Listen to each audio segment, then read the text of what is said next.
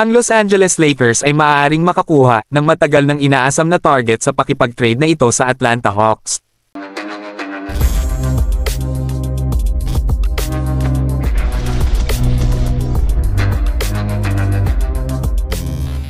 Ang Los Angeles Lakers ay papasok sa offseason na may pangangailangang pagbutihin ang roster pagkatapos ng kanilang first-round exit noong nakaraang season.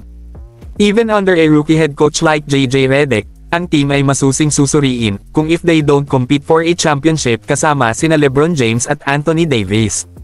Maghahanap sila ng husto para sa mga upgrade sa market kung saan si DeJounte Murray ay isang pangalan na made a run sa team noon.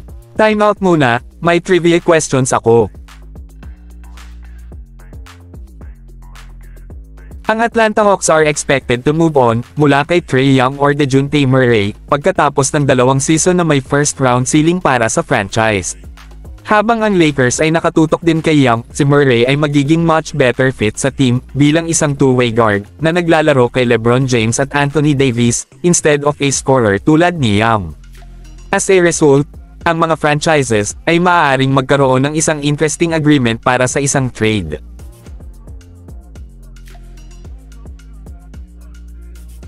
Sa wakas, dinadala ng deal na ito si DeJounte sa Los Angeles, ngunit sa price ng 2 first-round pick, isang solid rotational player, at first round noong isang season.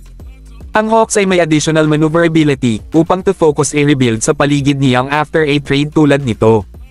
Ang Lakers ay gumawa ng isang hard run kay DeJounte noon, ngunit ang pagtanggi ng Hawks na kunin si D'Angelo Russell ay made sure na ang deal ay hindi possible.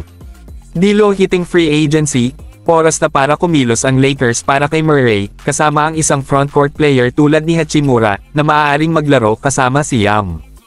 Ang versatility ni DeJounte bilang isang two-way player, ay gagawin siyang isang pag-upgrade kaysa kay Russell, kahit na hindi siya accurate shooter gaya niya.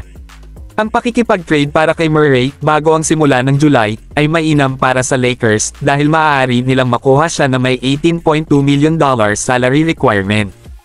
Ang extension ng kontrata ni Murray sa Hawks ay magsisimula sa July 1, na kung saan ay mangangailangan ng Lakers na tumugma sa $25.2 million in salary.